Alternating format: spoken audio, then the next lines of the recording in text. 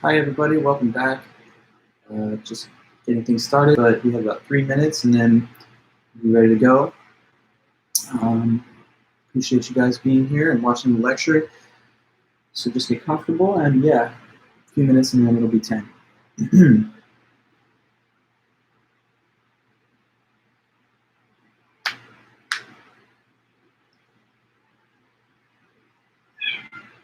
Hey! So he's getting cute over there.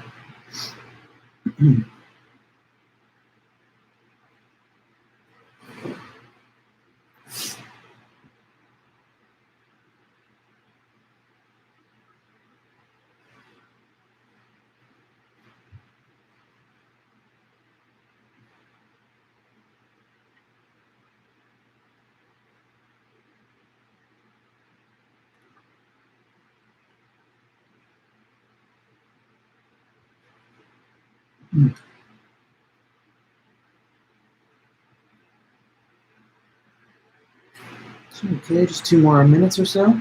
Welcome everybody here. Good morning. You guys having a good week, slept well and all that.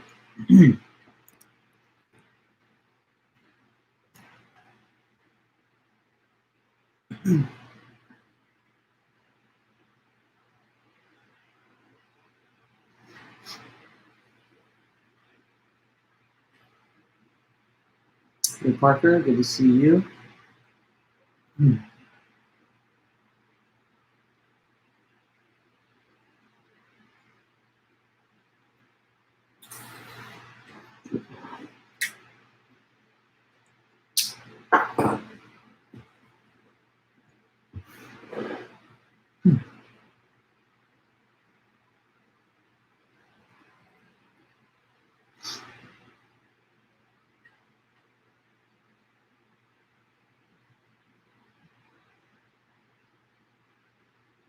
All right, just another couple moments.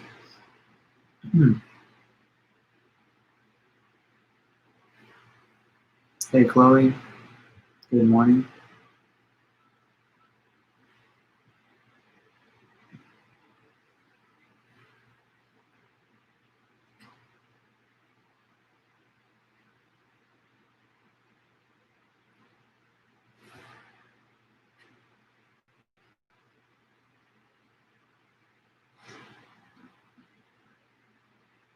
Hey, Rachel, Ivan. Good to see everybody. So it's more or less 10 for now, so I'm going to just get us underway. Welcome back, everybody.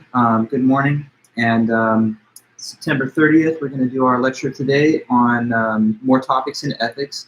We're going to wrap up the discussion of Kant that we were working on last time, and then we'll begin with Peter Singer, and that'll carry us through Friday because Peter Singer is sort of like a two-part lecture. As you guys know, today's the due date of the first essay, so you should already have turned it in. If you haven't, make sure to just send it to me with no delay. If it's coming to me, later today, there could be a late deduction. I just want to make sure that we get it in right now at class time. So you already know, you're just sending me your essay as an email attachment to my email account.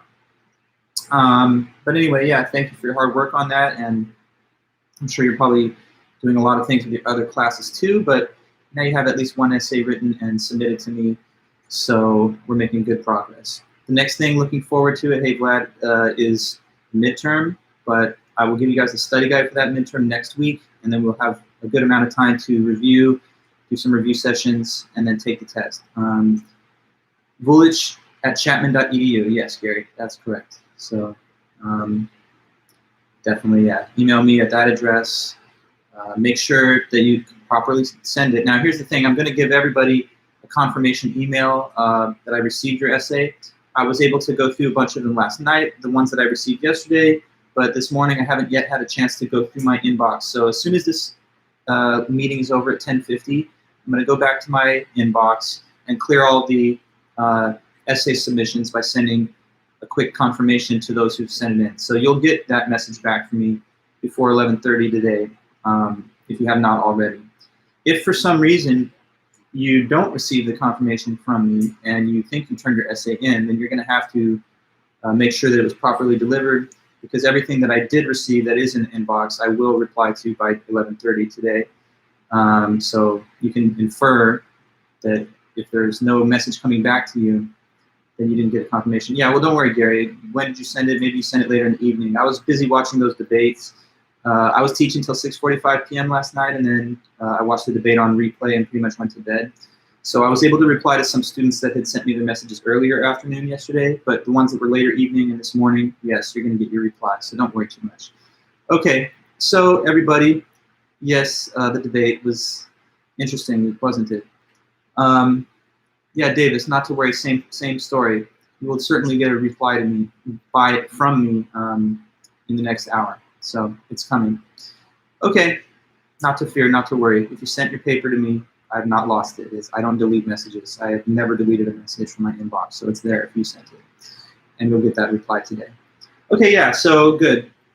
Just checking in with you guys on those matters, you know, your essay being due and the schedule overall. But we're pretty much on track, so let me now begin our lecture by going over some of the last things that we talked about on Monday, and we'll, you know, finish everything with Kant.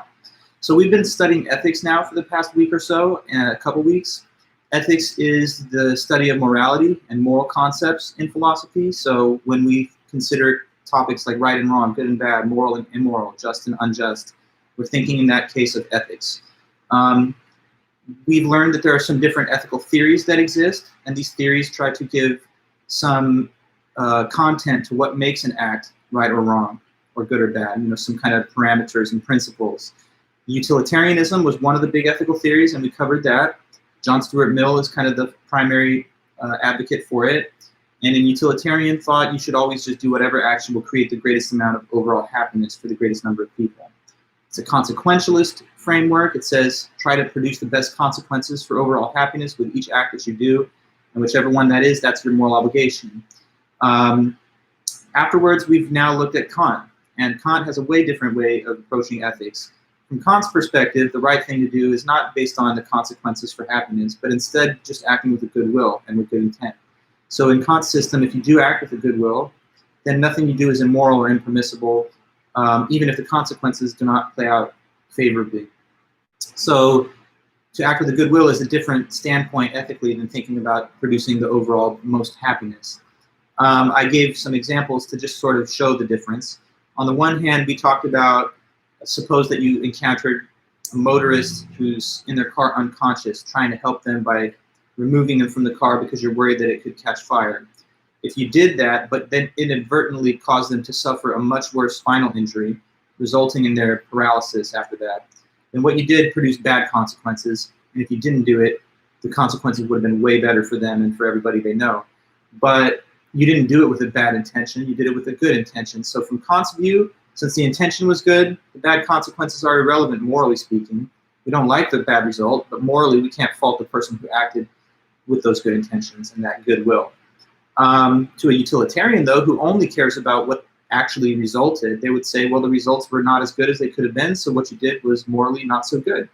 So those are different theories. One says focus on the outcomes in terms of overall happiness produced, and the other one says just act with a goodwill. From there, we try to develop in more depth what he means by this word goodwill. Okay, so Kant says that when you act with a goodwill, that's simply acting from the motive of duty to uphold the moral law. And that required us to engage in discussion about what that motive of duty is.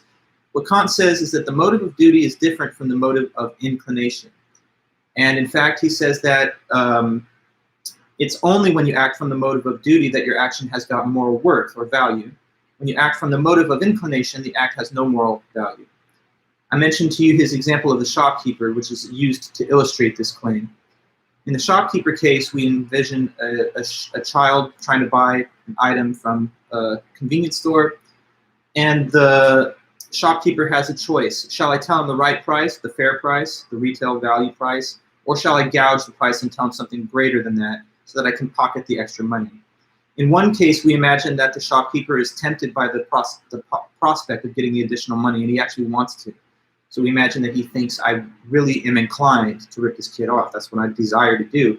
But he forces himself to stick with the right thing and give him the fair price, not because he feels like it, not because he wants to, but just because he recognizes that he has a duty to do that based on morality.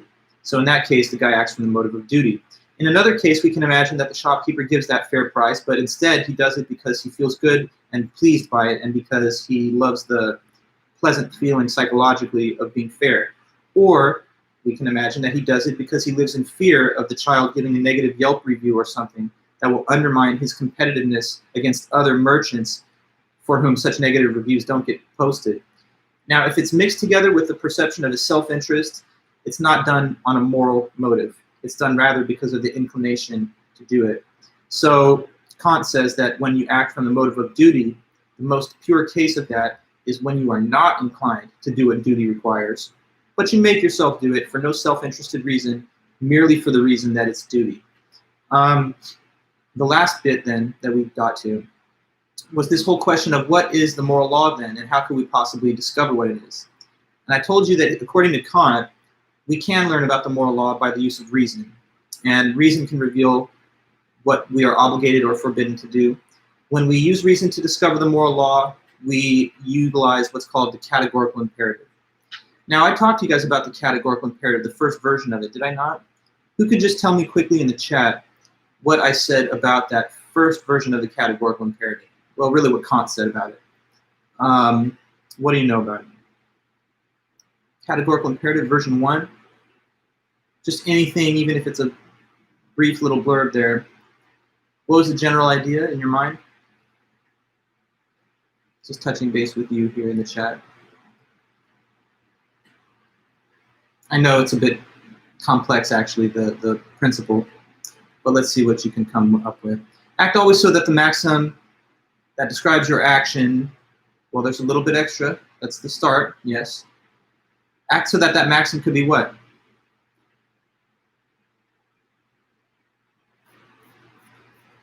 Could be willed to be a universal law. Exactly, all right, good. So the first version of the categorical imperative, which is this principle that he says reason can use to discover the nature of the moral law. It says specifically, only act on maxims that could be willed to be a universal law. What that does mean is that when you do an action, you have to consider your principle behind the action. And then ask yourself, what would it be like if everyone had to act that way in the same situation as me? In other words, what if this maxim that I'm acting on was a universal law for everybody? So when you have a maxim, it takes the form, I will do some action in certain circumstances. Like I will cut in line when the line is long. But now you have to ask, what is it if that is a universal law? It becomes the principle or law that all persons shall cut in line when there's a long line. But imagining that as a universal law makes no sense, because if all persons cut, 100% of persons cut, then there's no line any longer to cut because there's no people standing single file in it. And also the cutter, he or she, does not even want everyone to do what they're doing because it would destroy the point. If everyone cuts, then the cutter gets cut too, and thereby does not gain any advantage in terms of their line position. So we can see by thinking about it rationally, according to Kant, that that action is immoral and it's not morally permitted because basically it's not something that everyone could also do. So whether it's cutting in a line, not paying your fare on the subway, riding in the carpool lane when you're driving by yourself, any of these different examples are things that could not be done by everybody and have the system still exist. Kant gives an example of a person who makes a lying promise of repaying money. Suppose I want like some extra money, 20 bucks or something, but I don't want to have to pay it back. But I know the only way I'll get it is if I promise someone to pay it back. So imagine I go forward with intent to lie about my desire to repay. I say, can I please have 20 bucks, my friend? If you give me that, I promise you I'll pay you back by Saturday. So they give me the money. And in my mind, I'm thinking, sweet, I got that money and I'll never pay them back. They'll never hear from me again. Now, if that was what I did or what some person did, then the maxim would be, I will make a false promise of repayment when I want some extra money. But if that was a universal law, then who would make false promises of repayment when loaning, when requesting loans? Every single person that requested the loan. If that was the case, would the loans be generated anymore? No, because in that hypothetical, 100% of these loans would be delinquent, and everyone that's a lender would know that. So the person who takes the false promise, who makes the false promise, doesn't want 100% of people to do the same thing, because if they did, then their current lie would be easily detected. It can only succeed against the background of a lot of other people telling the truth when they make such promises. So once again, you see that an act is known to be wrong if it cannot be elevated to a universal law. If you're acting in a way that accepts you from a rule that you know has to exist for the whole system to work, then you're doing something wrong, and you know it. Now, there's a second version of the categorical imperative also, and that's what I did want to conclude with Kant's material with. So there's two versions. Categorical imperative version 1 is about maxims and laws, which we just talked about. But then there's the second version. So categorical imperative version 2.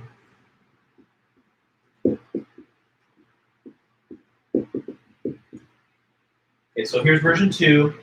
What it says is this: never treat a human being, never treat another human being as a means to an end, but always as an end in itself.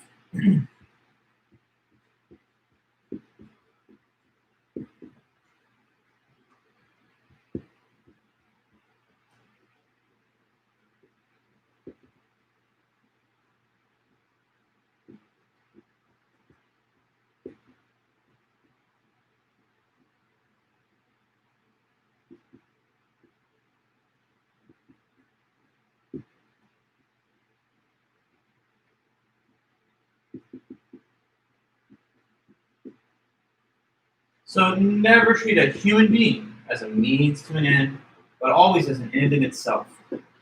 So for us to now really get into that, we have to remind ourselves what are means and ends. This is actually something we touched on a couple meetings back when we went over the work with John Stuart Mill. And he made that claim that happiness is the only thing that human beings pursue as an end and not as a means. So let's think again about those words. Tell me if you can remember, what is an end, according to our previous discussions, and just in general? What is an end? Just let me know, and I'll see there in the chat. It's easy to say. It's a goal, correct, Ivan. It's a goal or an objective that a person has. So like you have a goal of graduation, I guess, and a means that you're taking towards that is what you're doing now. What are means, though, again, to be precise? Ends are goals, and in comparison to the end or goal, the means are the what? Let me know about means. What are those?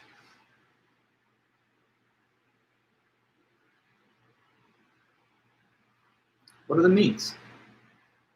That's also, I think, pretty easy to say.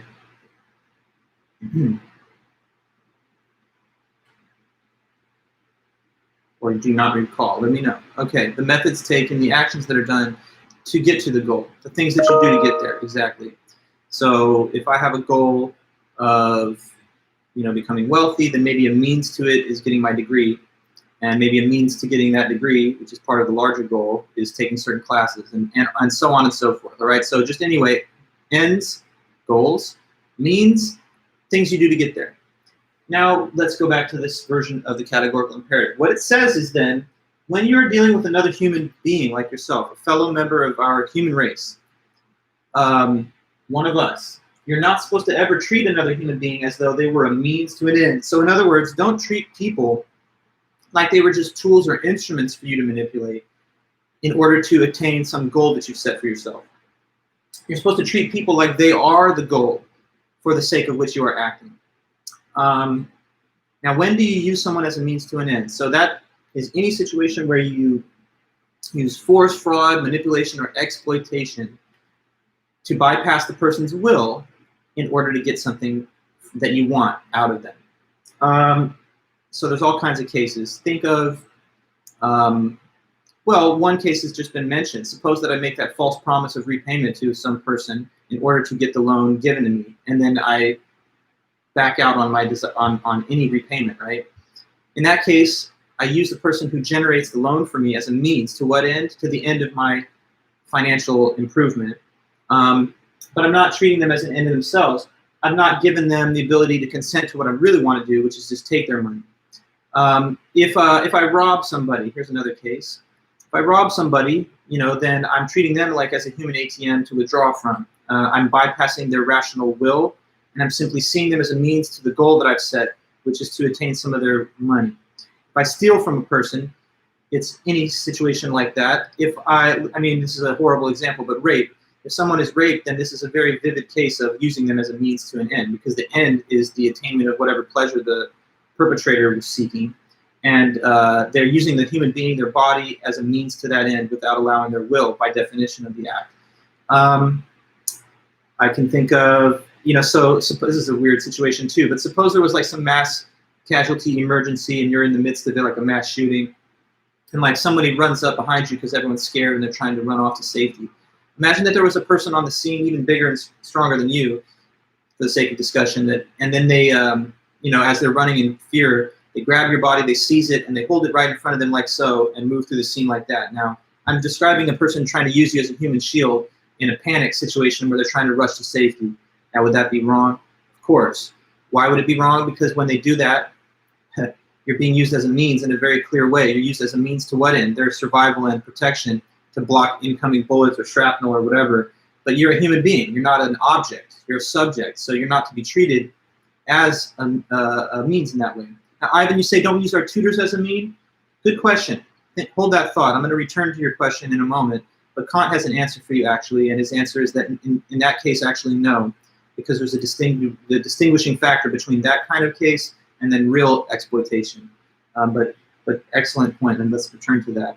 So yeah, what about that transplant scenario? You guys, do you remember that? I tried to provide for you an example of a case where utilitarianism is under criticism because it sort of says that there's no action that you can absolutely rule out depending on the circumstances. Maybe a case can be given where lying, stealing, or even killing a person generates more utility, but that's problematic. Many people find that as a flaw in the theory.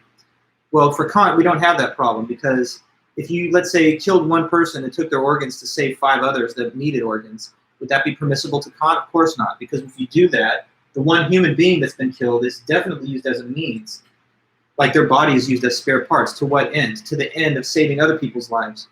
But that one person's humanity and human dignity demands that they not be used as a means. So human beings should not be treated as means to ends, but rather ends in themselves. That gives you a sense of how different Kant's moral philosophy is. It holds that humans have like a kind of absolute dignity that is so important that if you abridge that for the sake of the pursuit of a goal you have, it's always wrong, no matter how much benefit can be attained through that act for you or even for other people. Now,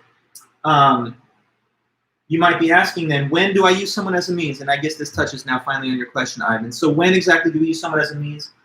Honora O'Neill was one of the authors listed in the syllabus as a kind of companion side piece to the Kant, because she just kind of tries to summarize Kant's work.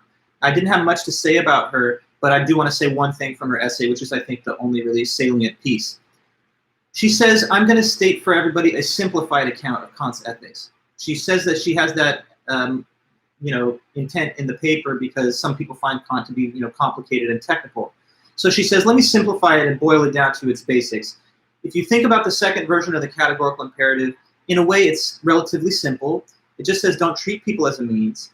And what she argues is that you treat a person as a means when you involve them in an interaction that they would not consent to. So let me put that here. This is Honora O'Neill's simplified analysis of this categorical imperative version 2. You treat someone as a means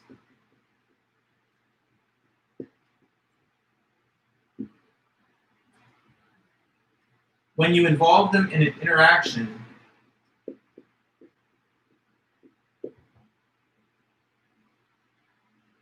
that they would not consent to.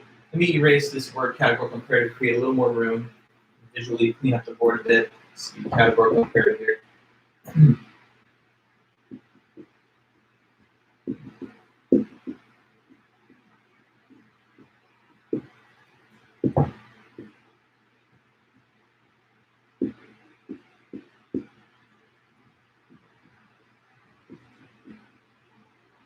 So that is the basic idea of what it is to treat someone as a means.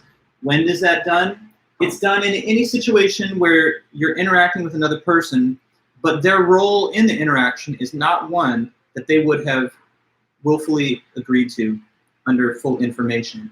So like the victim in the transplant scenario, they don't volunteer themselves to give up their life for the sake of the 5. And so their will has been bypassed. In the case of, I don't know, I steal something from the rich and give it to the poor, I'm not giving the victim of theft the choice to grant this to me as a gift or an act of charity, so I don't get their consent to have the item given over to me. Of course, by robbery, the definition is that it's involuntary on the part of the victim to have their money, taken away. Rape, by definition, is a non-consensual act. So in that situation, you involve the person that's the victim in an interaction that they would not and did not consent to. Now, Ivan, to your point, some people think of Kant's second version of the categorical imperative and get confused and think, well, what is he saying? That we can never help each other? Or that if you help me do something to achieve a goal that I have, that you've been exploited and that's immoral? No. It's only when we bypass the person's rationality and will and consent. So tell me then, why is it that it's not wrong to go to the tutor? Because the tutor who's providing you assistance, which will help you in your classes, has consented to their role in the interaction. They're tutoring at will. It's not that you have taken someone hostage, put them in your basement and said, you're going to help me with math. Now, in that case, it is using them as a means. But in the case that we are actually aware of, the person chooses their role in the interaction, and they're free to not do it if they really don't want to. They freely undertake the duties associated with being a tutor in exchange for whatever compensation or experience they may get from it. And it's the same with a lot of other everyday interactions where people are mutually helpful to each other, but not in a way that is exploitative. If I buy a coffee at Starbucks, the barista makes me the drink, and now I go on my way happy that I've got the drink. So did I use them as a means towards the goal of me getting the drink? No, because once again, the person, the employee, works at will, and thereby meaning they assume the responsibilities of their employment freely. And if they didn't want to have the burdens of making such drinks, then they could have chosen not to do the job. Am I a doctor? Yes, I am. So anyway, but let's go back to what I was saying. The point being made is simply that when one authorizes the beneficial action on the basis of consent, then it's no longer exploitative. So that's the key ingredient, which can distinguish the cases mentioned here by like you, Ivan, and some of the ones I mentioned myself, and then actual cases of exploitation. The absence of consent. They need to pay rent, though. They need a job. Yes, they do need a job, so they should work. If they need a job, they should do the work. Okay, so that's everything I guess I had to say to you guys about Immanuel Kant, and we'll come back to him as we always do later, but for now, we're going to transition and turn the page to the next author in the list. So we've studied some ethical theories: utilitarianism, consequentialist theory. Hold on, here we go.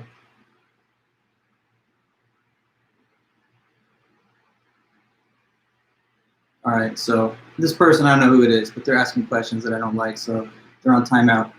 Okay, so what I was saying again is that we've learned some ethical theories: utilitarian theory and Kantian ethics. Now what we're going to study for the next few meetings are how to apply some of these theories to actual real-world controversies and ethical debates. So an ethical theory just gives you like parameters within which you can judge whether an act is right or wrong. But applied ethics is when you take those theories and you actually try to focus them on a specific issue. So what we're doing now is we're going to look at the debate about economic inequality. Is there a moral obligation that we have to distribute some of our wealth to the third world poor, or do we not have any such obligation? These unfortunate individuals here. Let me do one thing, okay? I have to remove some of the folks that are trying to troll the meeting. This happens at occasional times. It's sort of, I guess, fortunate that that we didn't have it to this point before. But, you know, what can we do?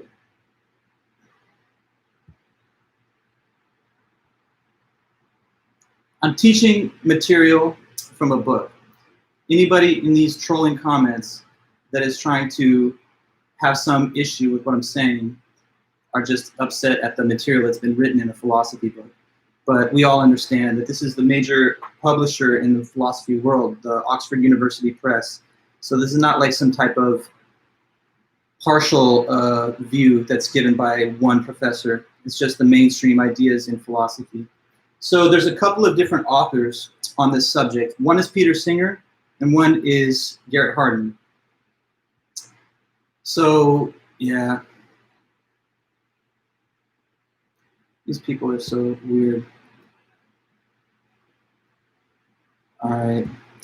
I guess what I'm going to have to do is like create an unlisted link, or I'm going to have to switch formats, which is not so great, but I'm really bothered by the disruptions to the chat. Maybe I can disable the live chat for a moment.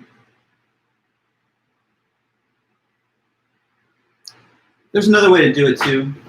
It takes a second, so just give me 1 second, everybody. Sorry for that.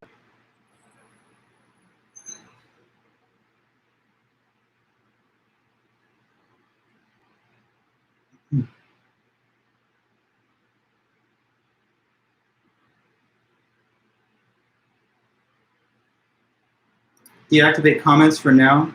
Yeah, let me do that. So in my settings here. Is anybody familiar with the, okay, there we go. Well, look, here's the thing. To the people that are in here trolling the chat that are not actually members of the class, that are trying to mess with our meeting, we're just going to ignore their comments. You can disable the chat itself, and then next time that we're here, I'll make it sure that it is an unlisted link, so that way we won't have any issues with this. It's sad, what can you do?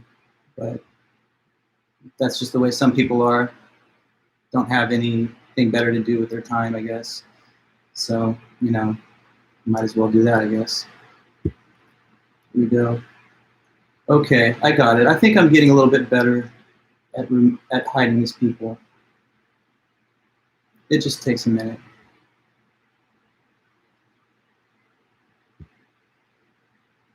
Okay, so I believe, for now anyway, those folks are gone. If they come back, I have a method that I can use to hide them. So sorry for all the disturbance. It's just one of those things that happens in this online environment, and I've seen worse. So at any rate, welcome back to the meeting. Peter Singer.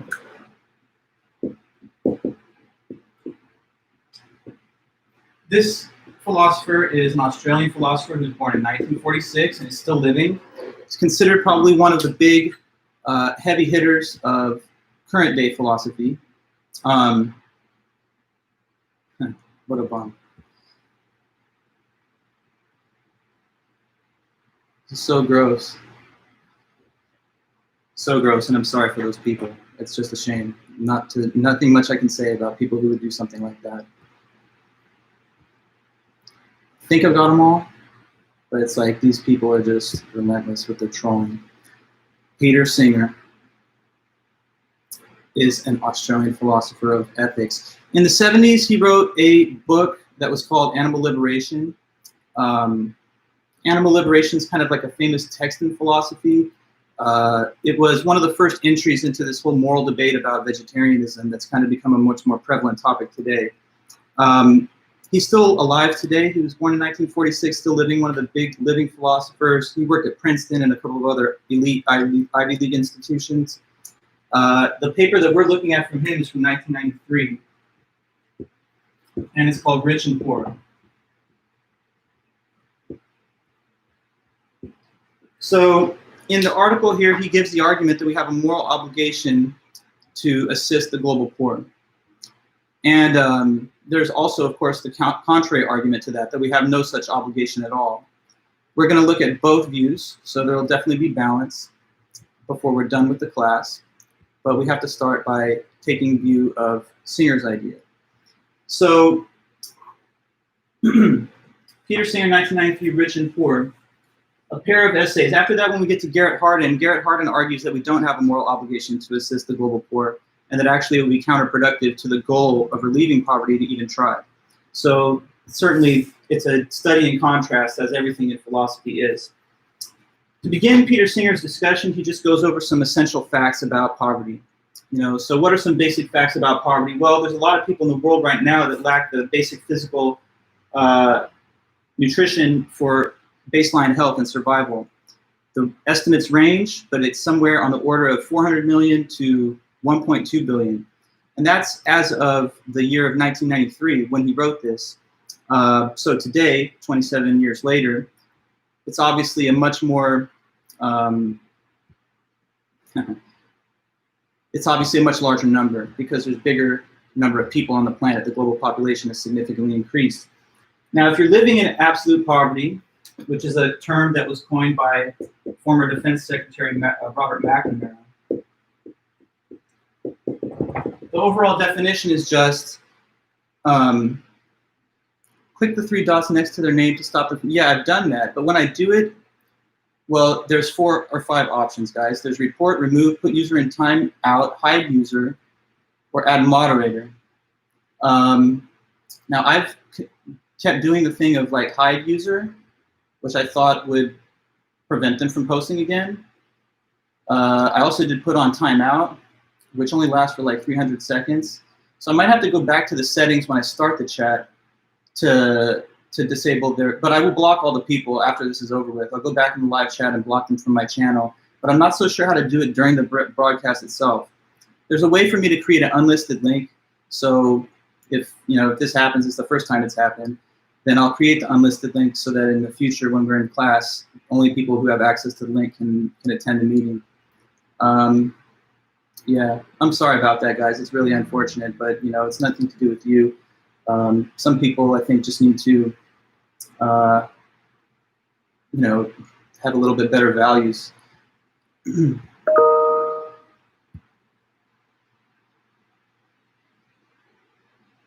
That's funny. Rich and Poor is the name of the article by Peter Singer. Now, he wrote a book in the 70s called Animal Liberation, but this is not the same book. It's an article from a different case. Now, many people in the world, as I was trying to explain, are constantly hungry and fighting off opportunistic diseases and infections. In parts of the world where absolute poverty prevails, which is not having enough income or wealth to meet the basic needs of food, clothing, and shelter.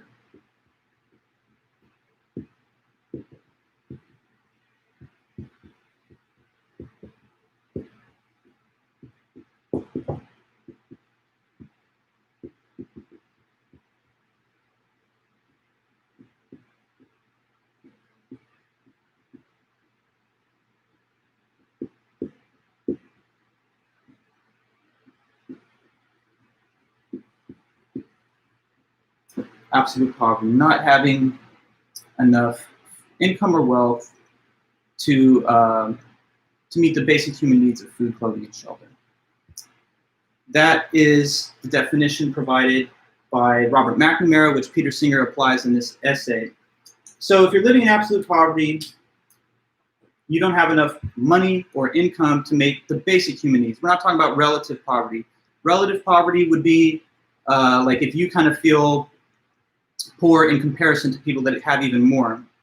But absolute poverty is having not enough wealth in an absolute sense to meet the basic human needs of food, clothing, and shelter. So as a utilitarian, which Peter Singer is, as you guys have learned, utilitarianism says that we should always act in whatever way would create the most overall happiness for the greatest number of people. So anything that detracts from overall human happiness is thus to be improved upon or at least changed. We've got about 1.2 billion people in the world in the year 1993 living in absolute poverty, which is a significant portion of the global population. And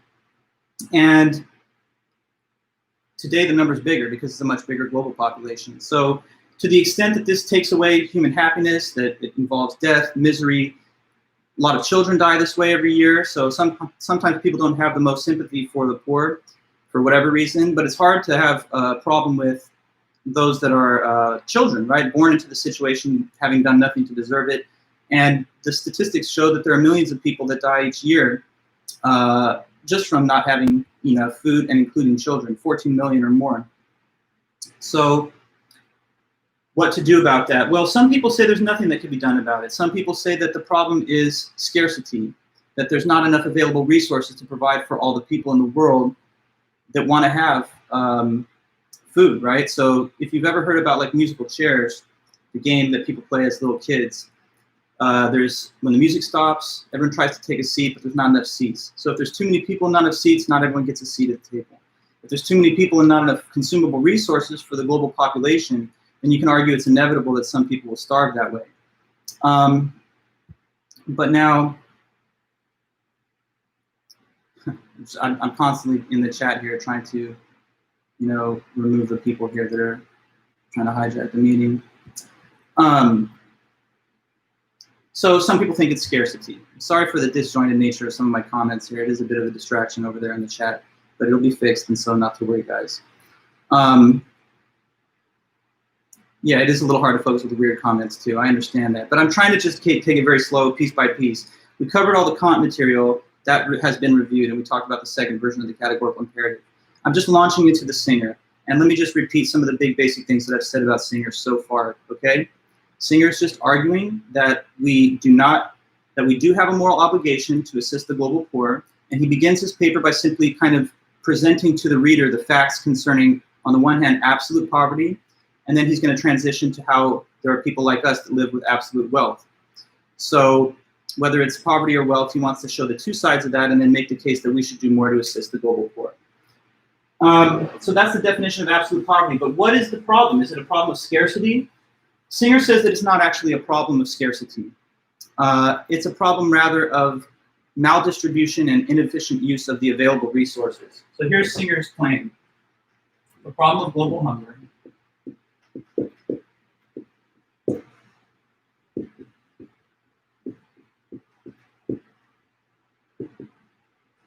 is not a problem of scarcity of resources,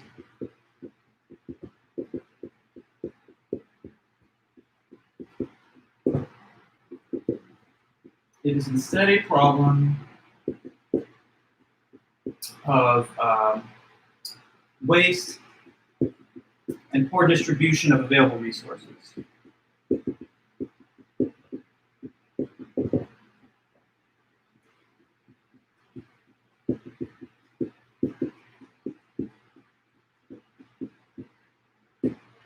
Okay, so the problem of global hunger is not a problem of scarcity of resources, it's rather a problem of the waste and poor distribution of available resources.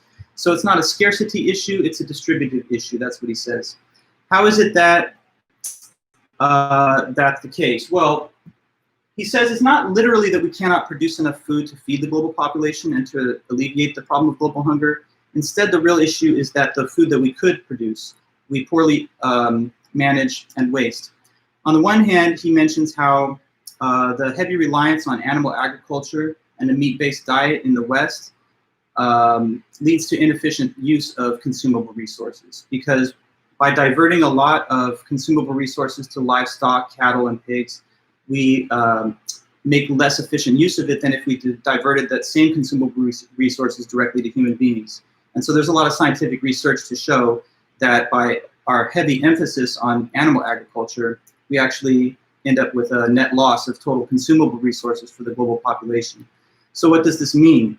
That if people made like some kind of mass conversion to vegetarianism or something, that it would produce enough food for everyone? Well, that would in fact be possible, but it's not something that's practical. Singer's not saying this with the effort to induce people to do those widespread structural changes, but instead just to remind us that there's not literally nothing that we could do, that we make choices individually and collectively which produce these kind of disparities. And when it comes to waste, yeah, there's a lot of food that's just wasted and thrown away, things that we allow to spoil that just goes into the landfill.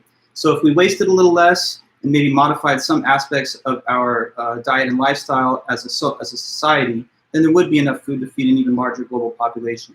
So basically Singer is mentioning that because he doesn't want to allow people to feel as though there's some type of moral excuse for inaction, as if in the face of a futile problem that can't be fixed, we should just sort of say, never mind, and there's nothing to be done. So he wants to insist that there is something that we could do, but that we just are not taking those choices. And, you know, in philosophy, a lot of times you study kind of abstract arguments and hypothetical scenarios that are detached from reality, like you've learned about the Lost Island or like Robert McKim's case of the Hidden Emperor. Sometimes that frustrates a student in philosophy that's just starting, because they might think like, well, that's a little bit removed from reality and it's too abstract. But in this essay anyway, and in the one that follows, it's certainly something that's real world. You know, this is a real world problem. It's not something that's a hypothetical or just a pure thought experiment. So for that reason, it, I think, brings in a little bit more resonance for at least some. So next point he makes is about absolute affluence.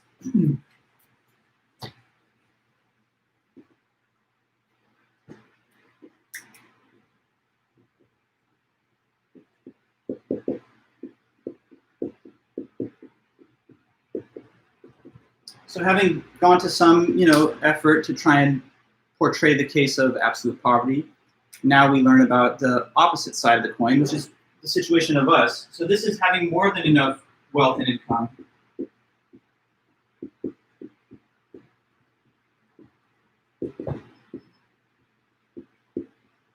to meet the same basic human needs.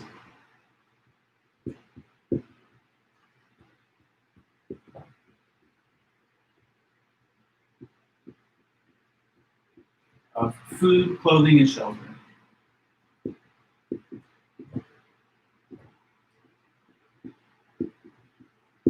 Okay, so it's an easy enough definition. It's just the flip side of the previous one.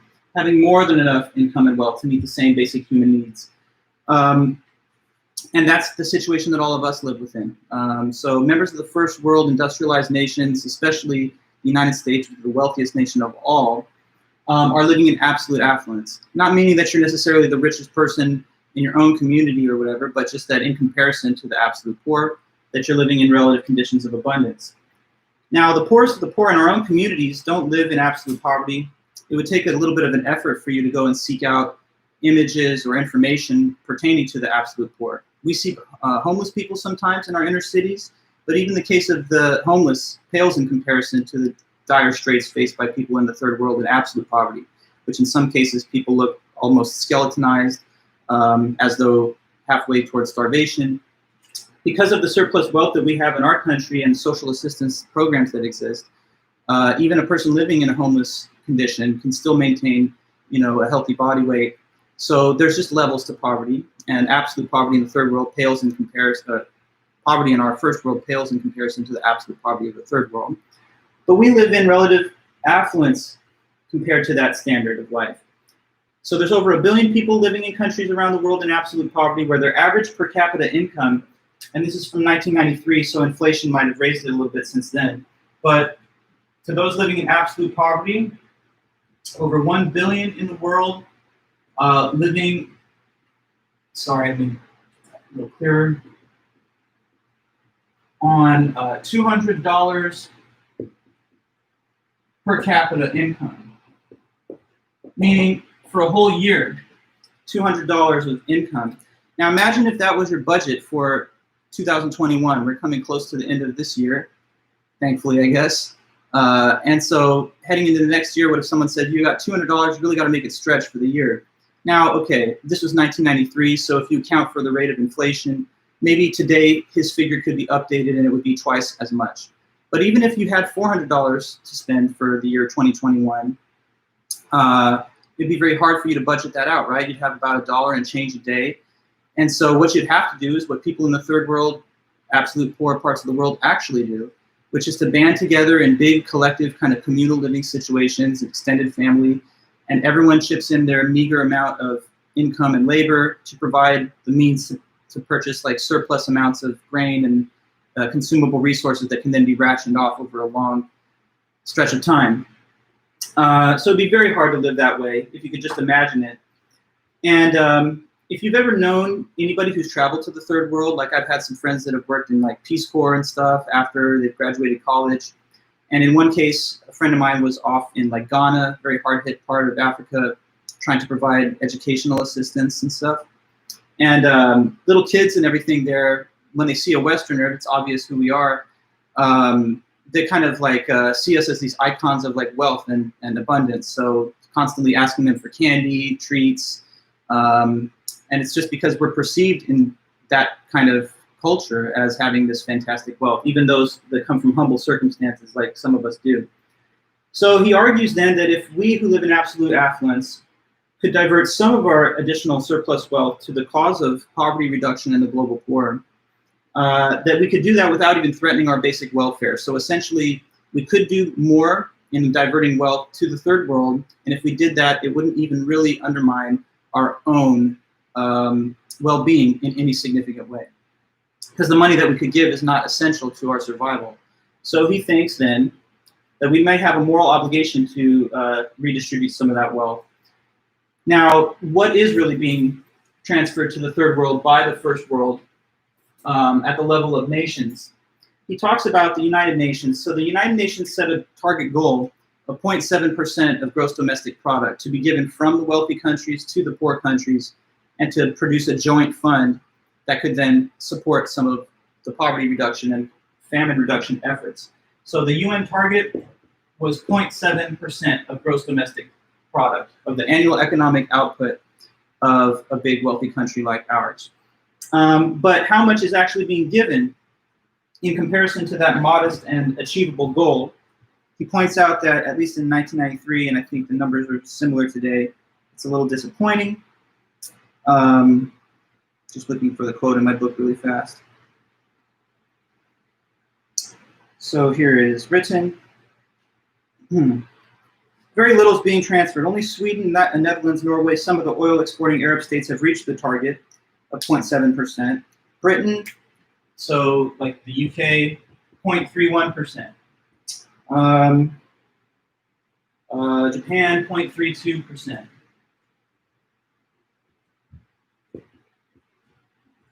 And Germany, 0.41%. But the United States, with all our massive wealth, the wealthiest country of all, in this regard anyway, not the most generous, so 0.15%. So just looking at the statistics of the kind of charitable giving that's done at the level of nations, he thinks that either individually or collectively, there's more that we could be doing and that we're not doing enough.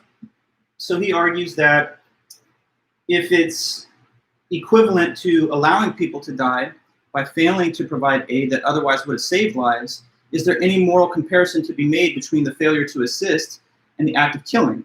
Now, he knows that there's differences between failing to assist and actually killing people, but he wonders what they are.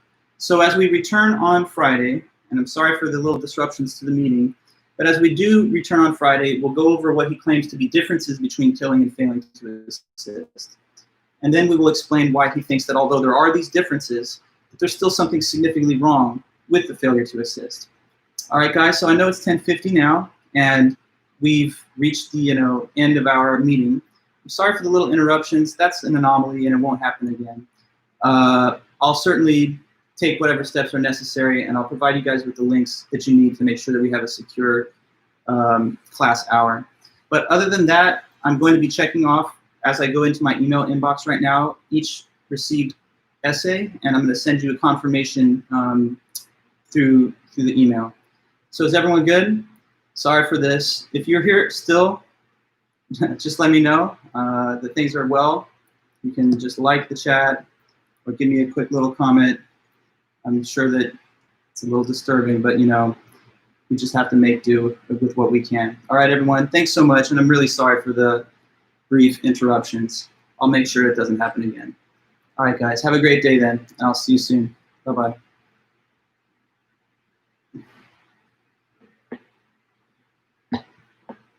Hey, by the way, Tristan, thank you. Report them.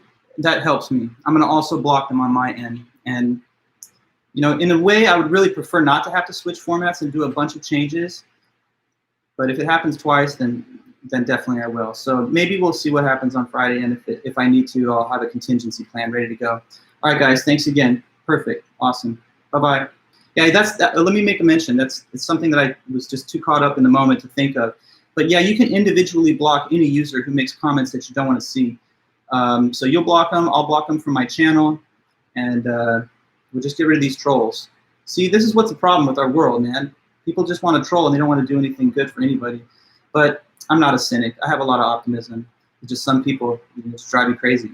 Anyways, guys, all right, have a good one. Thanks.